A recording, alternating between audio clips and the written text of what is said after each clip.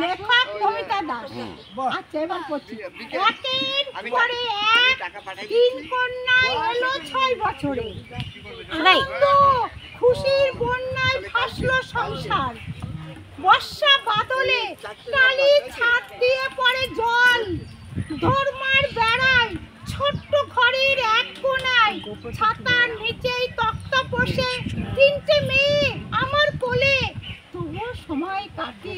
মাটির মেঝেতে জল থই থই করে, ছোট ছোট মাছ, ড্যাঙার সাপের সহবাস।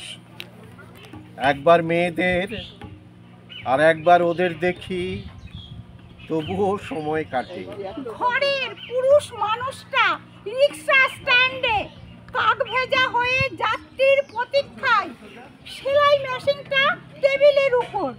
3-4 মাস ঘরে জল, তবুও সময় কাটে। গরুর দুধে ভেজাল, বেবি ফুড ব্ল্যাকে, রক্ত শূন্য বুকের মাতৃদুগ্ধ অপ্রতুল, তবুও সময় কাটে। 3 কন্যা তিলে তিলে বড় হয়, ভাতের মার জল নুনে ফোটানো কাইখে। সকালে পান্তা নুন, দুপুরে রাতে ফেনা ভাতে লঙ্কা, তবুও সময় কাটে। একটি জামা বড় পরে, তারপর মেজর পরে ছোট পরে। এক সেট বই পড়ে বড় কন্যা উপর ক্লাসে উঠে। সেই বই পড়ে মেজ কন্যা আপার ক্লাসে বসে। একই বই পড়ে ছোট কন্যে উপর শ্রেণীতে প্রবেশ করে, তবুও সময় কাটে।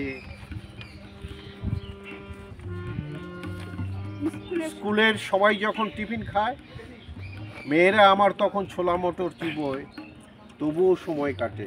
মেয়ে 3টে লক্ষ্মী আমার, শুনতো মা বাবার কথা।